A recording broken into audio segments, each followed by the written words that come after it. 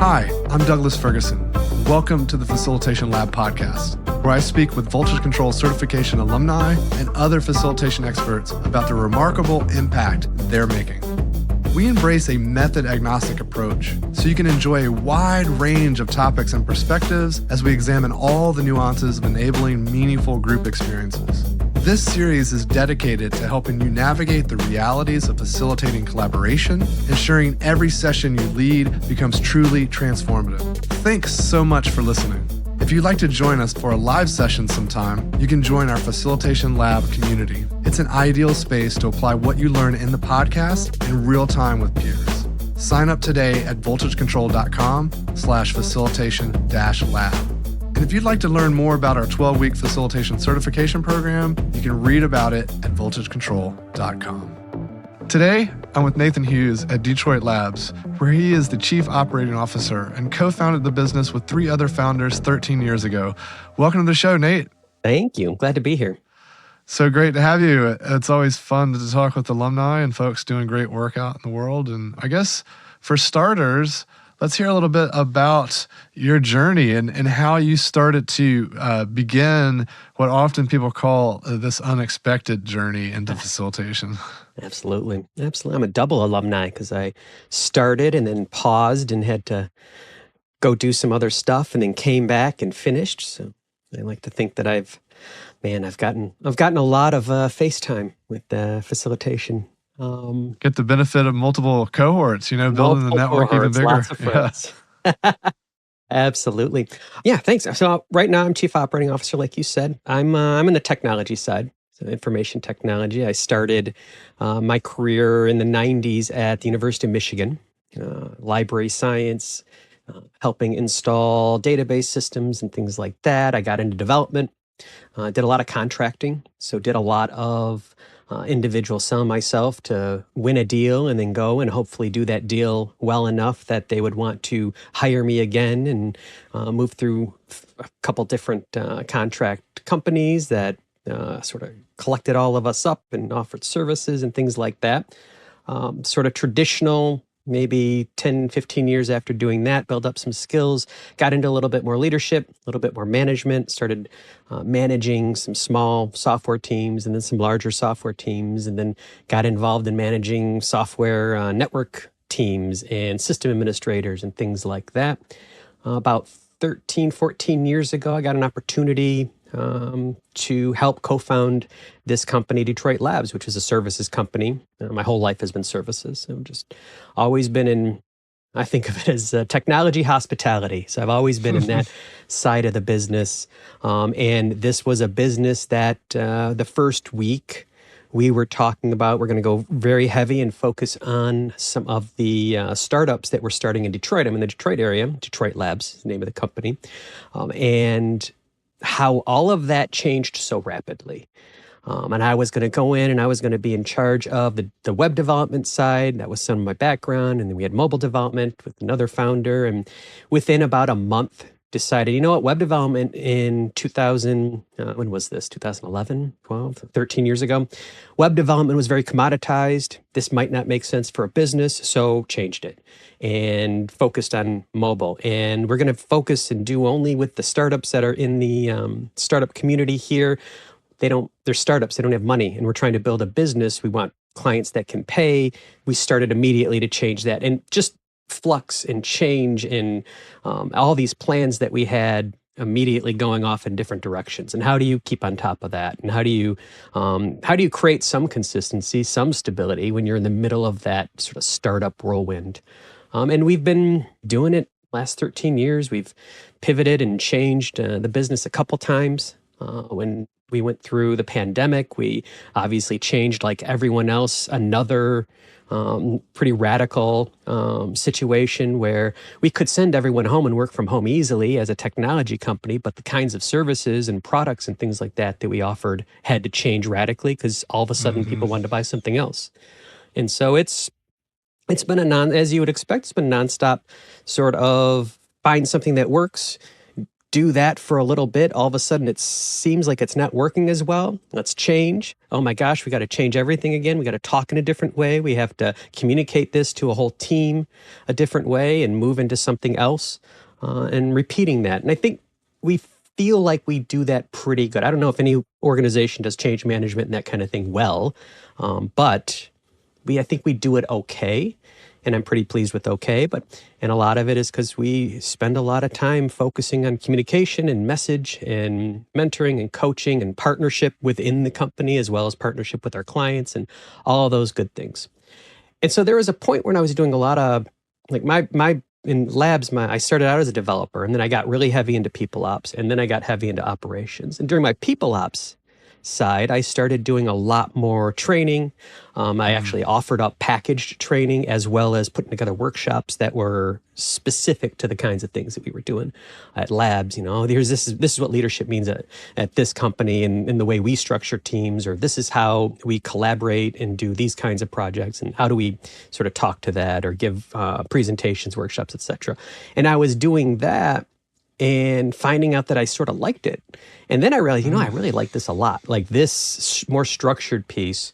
And I was just sort of flying, I was going to some training and things like that, but I was more flying by the seat of my pants, just, this feels like the right thing to say. Or I read this this book or these things in a different context. I'm going to pull that. Maybe that'll help with the training and and what I finally realized, with the facilitation, that's what this is. And so there was a moment when I realized, I'm doing a lot of facilitation. It would be really neat to actually look into that as a real thing and sort of understand what the heck I was doing, because I bet people have already figured out a lot of stuff and are really smart about this. And I think that's when I sort of crossed paths with Voltage Control, and we actually partnered with you for a small project. But then I think more importantly to me, I saw, you might have just maybe, I don't think I was in the first cohort, but you had just started the facilitation certification program. And that's where I landed. I decided, I want to actually learn some of this stuff and see what I'm actually doing and maybe do it in a better way, a more professional way, a more learned way. And that's how I got involved in that kind of business. I've never put facilitation on a resume. I've never really thought of it as a skill set until that moment.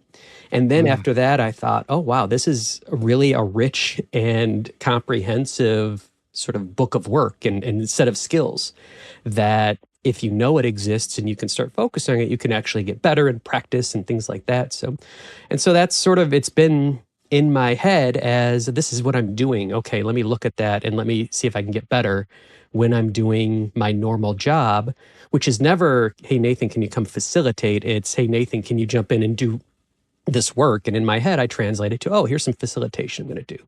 And I'm going to use these skills because I want to get this kind of result. So yeah, that's so common. We hear that all the time with folks saying that, their title's not facilitation or facilitator, but there's so many opportunities to bring the skills to bear, whether it's, I'm planning out a full agenda or I'm just bringing in some little nuance to how I show up or how I encourage others to show up. Absolutely. And I do a lot of, like I said, I do a lot of change management kind of things. Throughout the pandemic, I was sort of chief pandemic officer. So the weekly meetings, here's what's going, here's what we're doing, here's what's happening, here's how the company that you're part of plays a role in this situation. But everyone's lives were so much different and so much more expanded. Everyone was thinking about something else. And so here's how much we need you to think about labs while you're working in dealing with all these other things. And so there was a lot of that kind of work. And then client services is always I don't want to say it's a battle, but it's a struggle between, hey, here's what we're going to build for you, client, and the client saying, hey, here's what I thought you were going to build, and they never match. And then how do you bring them together? And how do you show that, okay, what we're building is what you want? And how does the client show us, okay, what you're building needs to change in this way? And so that's always happening. And then there's just normal sort of people stuff, talking about roles and titles and how do people bring their identity to work and how do you get that information? So there's always these fundamental aspects of the work that I've always been involved in as a very high-tech person for most of my career. There's always been this need to be better at that. In a room, how do I try and have a conversation that includes all 6 of the people in the room, not just the loudest or the most comfortable 2?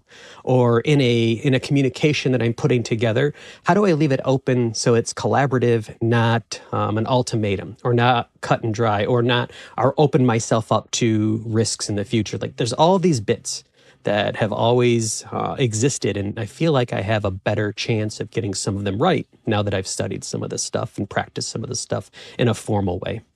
You mentioned practice a couple of times now. What does practice look like for you? How does that show up for you and your team, I guess?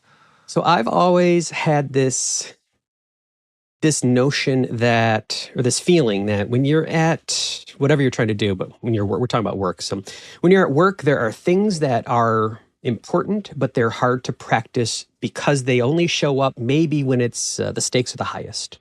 Or maybe it's, if you're emergency crisis management kind of person, you need a crisis and emergency in order to practice some of these things. And so practice to me is, okay, I'm looking at that and identifying, this is a thing that happens at the best time or the worst time or whatever your context around that is, or at the highest stakes. How do I fake it and create opportunities to practice that aren't make or break? I don't want to do it for the first time when it's the most important time. And so throughout my sort of professional career, I've identified places where, oh, you know what, I'm afraid to do X, Y, Z. I want to practice that. How do I figure out? I used to be really, really nervous, afraid of public speaking, or I don't know, talking on a podcast conversationally where the questions aren't fully written out and I didn't have my answers. Like, that was, how do I practice that? I don't want to practice it only when I have to get up on stage and give an important message to. And so I did improv. I identified the fact that, okay, improv is a way to practice this. And if you fail at it, who cares? No one. I mean, if you've ever been to your friend's improv show, they fail all the time, and who cares? It's just how it is. That's literally the sort of the goal of it, is to get up on stage and be able to do something so terrible and realize, oh, that's fine. I'm still alive. I'm still going. And then sometimes it works really good and that feels good. And so I practice that. Facilitation, same thing. The certification program introduced a bunch of like workshops and games and structures and these formal sort of role plays that were practice for facilitation for me. I've never introduced one of those specifically in 100%. Like, hey, we're going to do this exercise. But through that practice, I have 100% absolutely done the exact same work with a group of folks and said, okay, you know what? I want you two to go out and write this on this sheet, and you two go and write it on a different sheet. And we're going to come together in 5 minutes to spend a very familiar workshop exercise that I've practiced in a low stakes way. And in this point, this was like a negotiation of, I feel like I should be promoted and I'm not being promoted, like high stakes. People's entire identity and their salary and comp and feeling of value is able to play with those things that I practice in a way that I don't feel like I'm completely making it up on the fly. Same thing with, I do a lot of one-on-ones, or I do a lot of intervention kind of stuff or that. So I went through a full certification program for coaching. And in my head, I'm not necessarily I'm putting my shingle up to be an executive coach or a performance coach or business coach. What I want to do is practice that in a safe way so that when I'm actually doing it for real with real people and real people's stakes, I've gone through and gotten some practice. So that's, I actually have a fairly full-formed idea of practice when I say that, and a very intentional thing. I play a lot of games that are role play and improvisational. Same reason, to practice being up and getting a really hard question from a teammate. Hey, you said this 2 weeks ago, but this other thing happened. Why? And being able in that moment to feel the flush and the heart rate and realize, oh, geez, I feel like, I'm going to give a defense. And then, okay, no, immediately switching gears and being able to give a legitimate, a valid, a personal response to that. And I feel like I get that right about half of the time because I practice a lot of it. And I think half of the time is pretty good. You know, as a human being in a stressful human being world, I'm pretty okay with half of the time. How have you found your team to respond to the idea of role playing and that kind of practice? Is that something that they're receptive to? So here's a funny thing. In business, in professional life, you don't say, hey, you want to role play something. You start talking about vision. And vision is role play. Hey, here's what we would love the world to look like a year from now, 10 years from now, next week, whatever. It's pretend. It's pretend with facts and basis, but you're just making it up. That's role play. What would you do in that world? And put yourself. And so role play is just one-to-one. It's vision and it's future strategy conversations. It's whenever you go, we want to change. We want to be something different tomorrow than we are today. As soon as you start describing what that is, and then start, even more importantly, describing or putting yourself in the place, okay, what are you doing in that new world? And what is your role? And how are you interacting with someone who's also in this new world? That's role play. I wouldn't say role play. I wouldn't use those words. I don't want people to associate it with other things that they're grabbing onto, because that word's gonna mean something. But that's all that is. It's the same skill.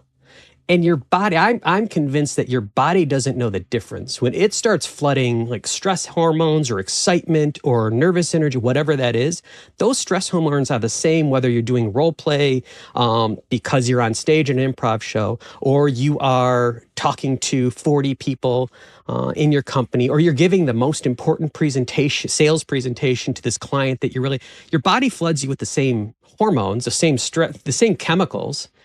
You can learn how to deal with that differently, and it feels the exact same way, so the practice really works. Same thing. So vision is role play. Fantasy football is role play in some ways. Like all these things, they're very similar kinds of dynamics at the fundamental core. You can just put them into. I think you can put them into different contexts based on what you're doing with them. I'm at work, so I'm going to do that. I'm at home. I'm talking to my 17-year-old daughter who just graduated high school and who's we're role playing. But I'm not saying role play. I'm saying, oh, I see you're looking at these 3 or 4 different programs at this college. What are you thinking about? What do you see yourself doing? Oh, if you had that job, what's the day look like? And you know what that is? It's role play. That's it. It could be that can be as role play fundamental as a tabletop RPG, but it's a different context. It's okay. Pretend you're in the future, different world. Everything looks different. What do you want that to look like? And now, how do you start putting the plan in place, or what steps do you need to get there? Yeah, it's interesting that you talk about the chemicals, right? And I think that's such an important part of practice. And as we think about the scenarios we might put ourselves into to simulate future scenarios, how do we encourage the physical elements, right? Like, how do we make sure that it's simulates it well enough that our body's actually starting to create that cocktail so that we're learning to be comfortable with it, learning to notice it, learning to make peace with it, maybe? So I personally think it starts with what one thing you just said is learning to notice it. Yeah. We are, at certain levels, we are all responding very similarly to different signals in the environment. Same chemicals or same general chemicals some people have, some people know that happens. That's a basic level. Oh, I'm not thinking this. It's just a body response. So when that happens, in my thinking brain, I don't get to say, oh, I want this or I don't want this, or I'm proud of this reaction, or I'm not proud of this. We haven't even gotten there yet. It's just chemicals.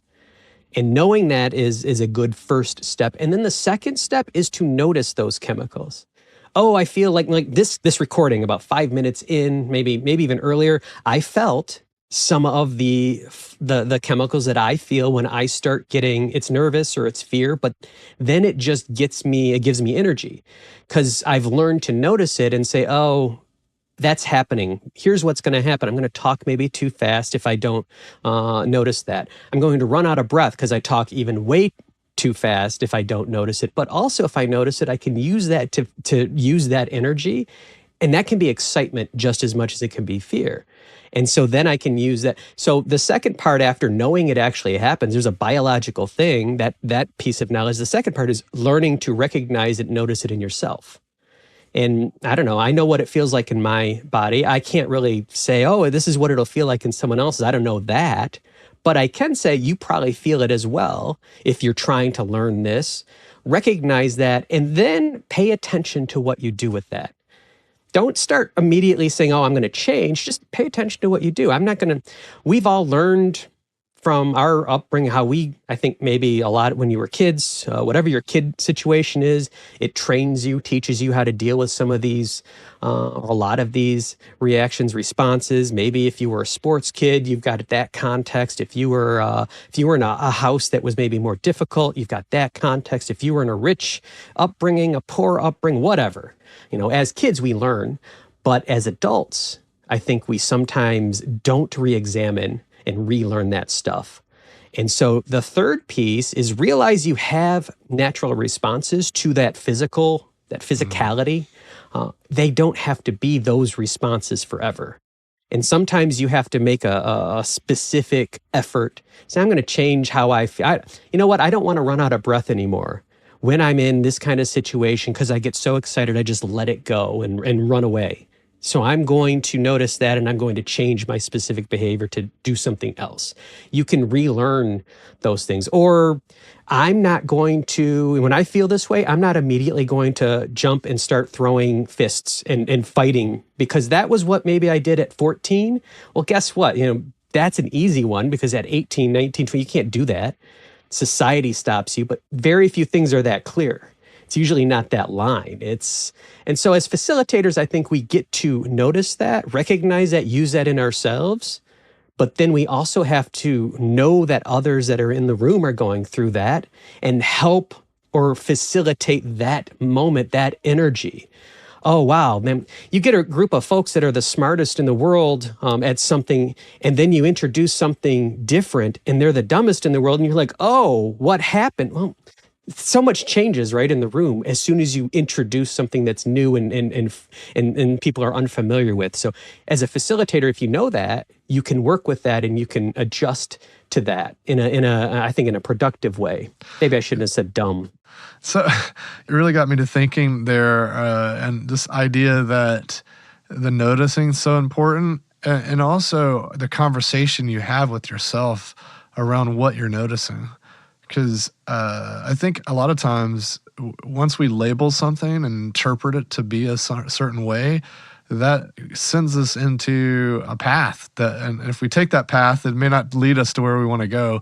So for instance, re-acknowledging that, oh, what I'm feeling could be labeled as excitement, not fear, not anxiety, right? And so simply reframing it and having a different conversation with ourselves.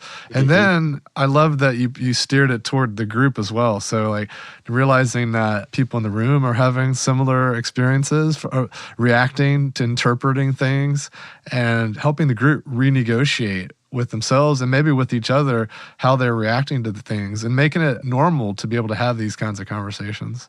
Normal, and even just flat out talking through. You're in a room and you're trying to do a in-person stand-up physical exercise. You want people to stand up and do something, and that people don't want to. It's just people won't want to, unless you have this magic room of people that have been doing this and they love that kind of. If you have a bunch of theater students that have been doing their own work together and it's a troupe, well, sure. But in case you don't have that, being able to just say, and no one's going to want to do this, and a lot of you might be feeling it in your body right now that you don't want to, same as me, that's fine. So just notice that, recognize it, maybe use that energy to be a little bit more silly or more wild or more free with what you do up here. But I think being able to recognize that, or things as simple as, wow, you just said that in a meeting. I'm in an operations meeting, a client meeting. Wow, you just said that. You know what? I am so upset about that. I'm so angry. I want to take revenge on that. So I've noticed that. I'm going to change that, because that's just what came up. And so I'm going to do something totally different. Being able, especially if you have sort of a modeling role, if you are at a level where people look and maybe look to you to identify how, if you can say, yeah, I have this natural or this reaction and I've decided I'm going to do something different with it because that natural reaction is not going to serve, that maybe maybe that original sort of caveman reaction of, oh, this is because it's a saber-toothed tiger that's going to eat me. And so this is why I feel, and I have that same energy, but it's not. It's, I don't know, it's a mobile app that's slower than it should be. There's no saber-toothed tiger out there, so I'm going to do something else. Showing people that that's okay and that's normal, I think that is one of the best gifts that you can give other people.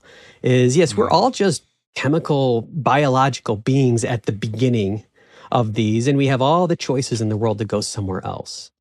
And in terms of facilitation, like biological facilitation, just noticing, acknowledging, and speaking to that, it's so powerful. Absolutely. I mean, even in a room, if things get tense, oftentimes the tendency is to kind of like pretend it didn't exist, change the subject, move on.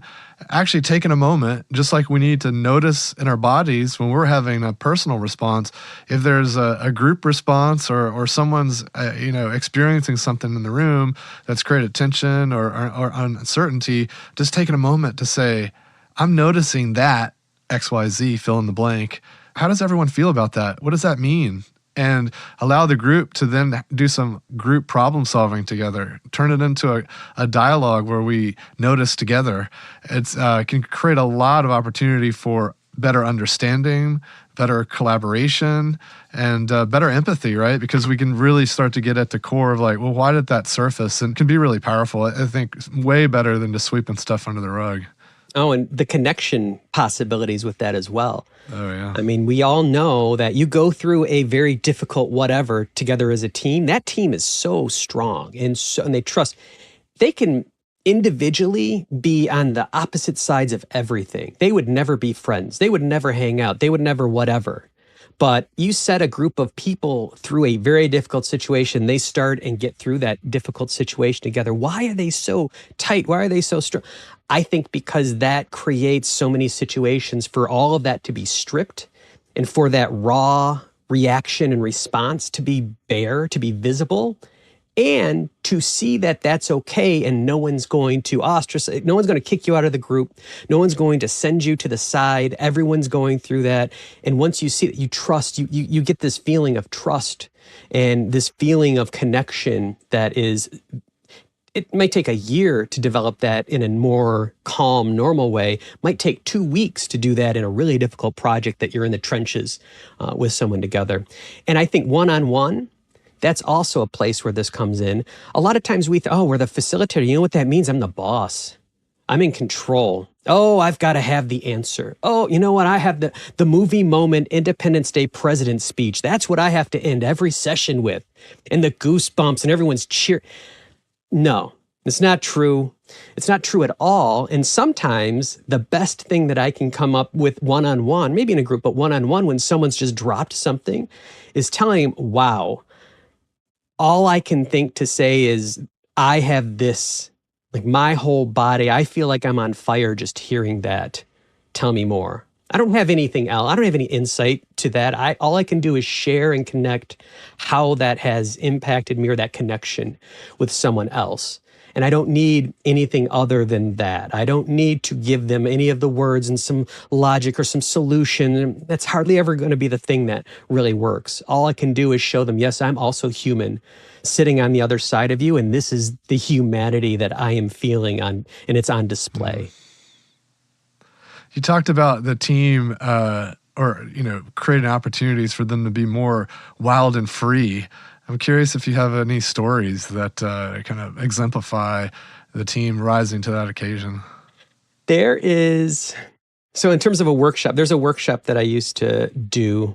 Haven't done it in years. It's one of my favorites. And I learned it from, oh my gosh, where is this? Harvard Business School. They had a negotiation workshop, and I went years ago, 6, 7, 8 years. And the idea is you have everyone stand up. There's some physicality of it. You have a room, and you need a group, and you present a question to the group. And I haven't done this in a while, so it might be fuzzy. But basically, the question is, hey, here's corn. Everyone knows what corn is. And is corn a vegetable?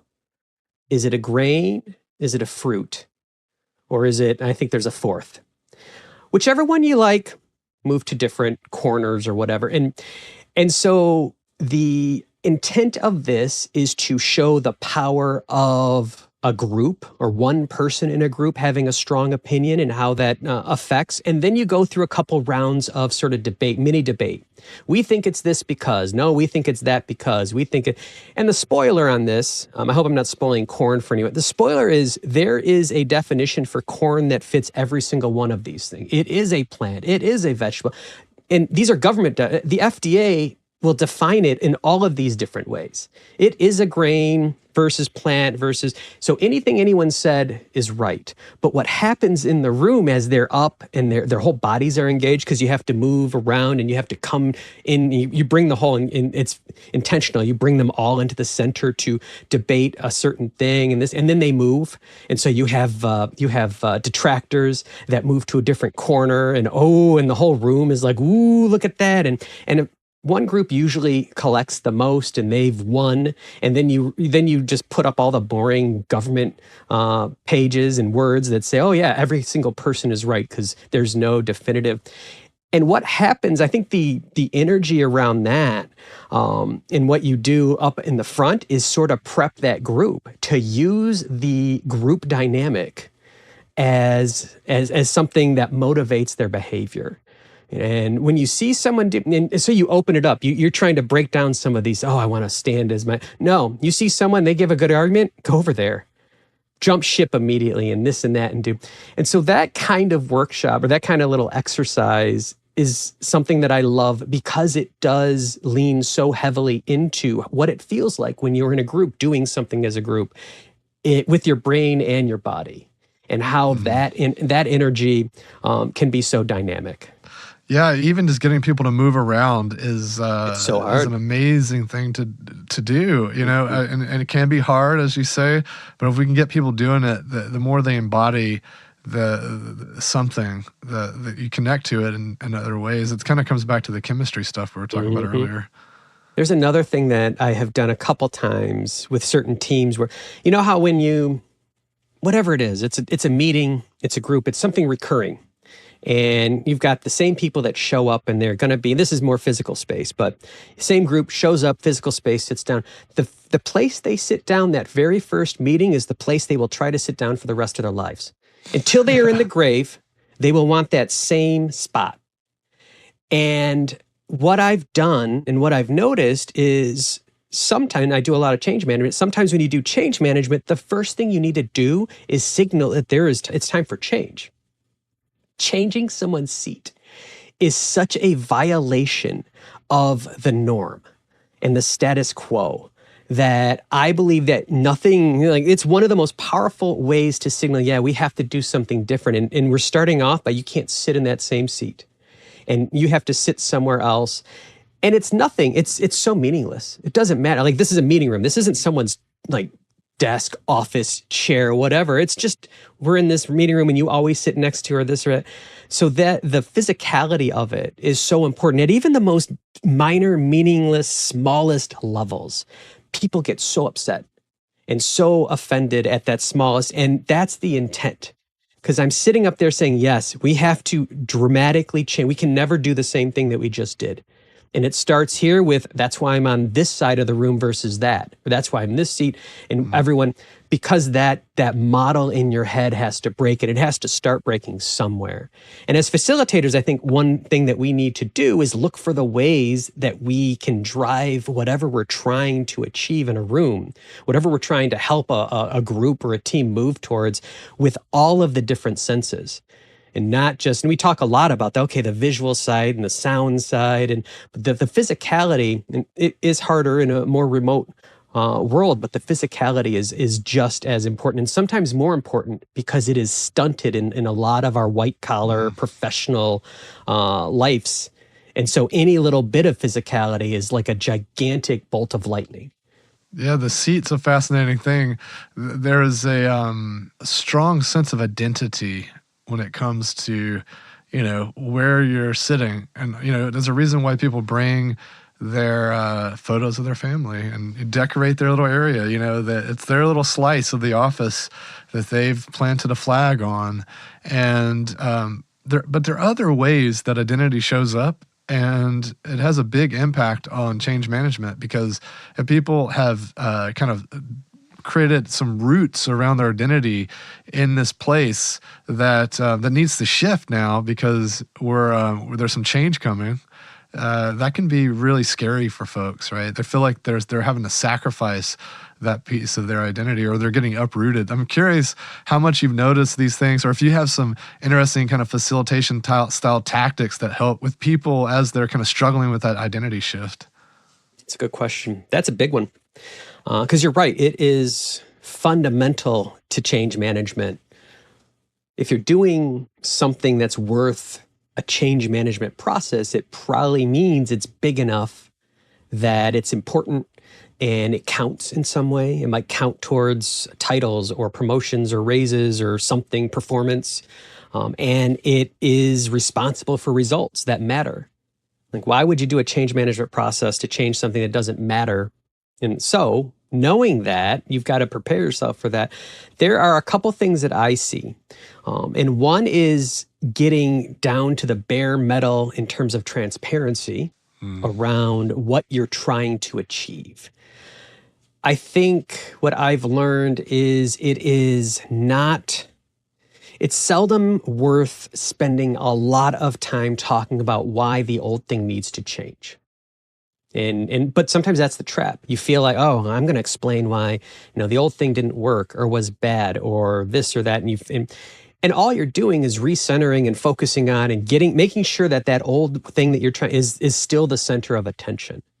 And so what I've learned is I have to do all of that work, but only on the new stuff. Here's why. Here's what we're going. Here's where we're. And I think in terms of change management, you never rely on someone just knowing. So whenever I'm doing a change management process, I'm listening in my head. And things I'm writing, did I use just? Oh, it's just this. Oh, that's a warning. Simply, oh, that's a warning. I'm assuming that any assumption, obviously, is going to be wrong, because any group is going to have every one of those beliefs. And your assumptions in a change management process become deviations or invalidations of identity. As minor or as innocent as you think they are, you are insulting someone if you accidentally invalidate their identity. And so I'm looking for places where I'm assuming it's going to be simple or obvious, straightforward. It's just going to be that. It's simply going to, so I'm looking for that kind of thing. And I need to keep painting a picture of here's why and what we're doing. Here's what we're trying to achieve. Here's what we're trying to change for this result. And the result is very important. We want to make this thing happen this way. And showing how that world might look when that change has happened is super important. So what is my role? What is my job? I'm this, and you're going to make this change in how we do, I don't know. I'm a project manager. I'm going to make this change in how we price projects.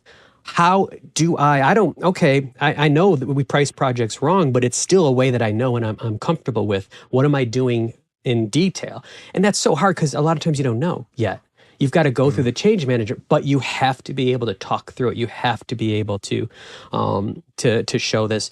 And then I think every change management process needs to have a very dedicated and intentional mechanism to assign out parts of that change management process to the actual folks that are impacted.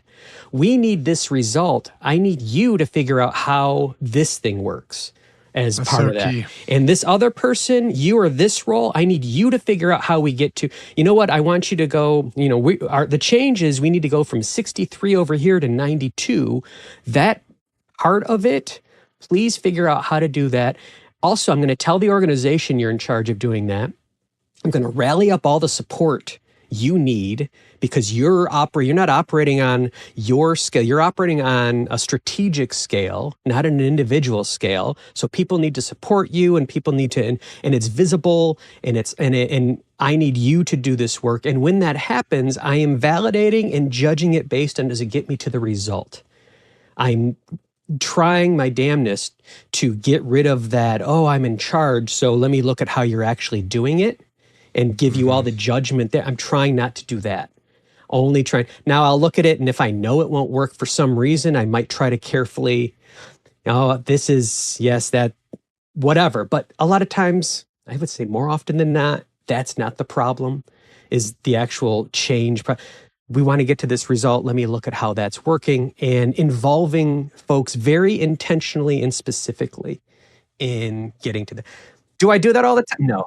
That plays a role too in the everyday facilitation stuff, because if we're not clear on the results we're seeking, then people can't step in with novel ideas of how to shape the future, and they're just slaves to whatever like vision or whatever tactics you have already laid out. Exactly. And that's tiring. I mean, no one, like anyone who's leading in that way must be exhausted all the time. Yeah, I have come across a couple, and I just watch in awe, like, wow, you have the energy to really direct and mandate all 90 little details of, okay.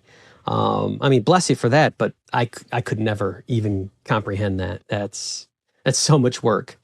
And you're right. It's only going to be as good as that person. And a lot of times that person is pretty good. They're in that position because they were pretty good. But no one person is pretty good forever, and no one person's pretty good is always better than a few people's innovation and best. And so you've got to be willing to take that risk in opening that up in order to get better results. I couldn't agree more. And, we could carry this conversation on for a very long time. It's been really fun, but we do have to bring it to a close here. And as we wrap up, there's a couple of things that I'd love to hear your thoughts on. One is, you've got this unique background as a technology leader, as someone who's made these pivots from purely creating, developing, launching technical products and services to thinking about people ops and then all this change management work. And so I'm curious what advice you might have for technology leaders and just this importance of adaptive leadership and facilitation. And also maybe just a final thought. So what advice do you have for other technical leaders? And then how do you want to leave our listeners today? Let me see. So for other technology folks that are maybe like me directly, I used to work for a living writing code, and now I no longer do that. I don't know if I have advice, but the thing that I will acknowledge is you're exactly right. You're absolutely right.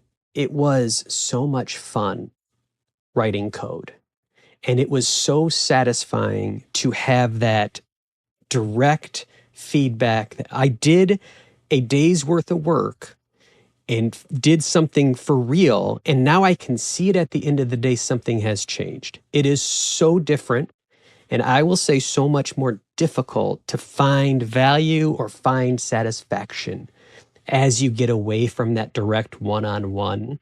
So there's an acknowledgement that I'm going to offer up that you're exactly right.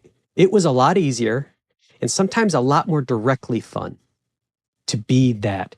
And so if you want to expand up and out in more management or more leadership or more strategy or more whatever it's called in your world, you've got to do two things. One, you have to readjust and understand how you're going to find satisfaction and value out of much less direct and much more abstract results. And how are you going to find that personal satisfaction when you can't take responsibility for anything really that's going on? Because it's a team that did it, or it's these other folks that, or it's this process running, and et cetera. So there's that. And then the second bit is fill that gap of direct creation with something, anything. You need a hobby. If you're a direct technology person moving into leadership management, you better get yourself a hobby where you can be a direct builder of something else.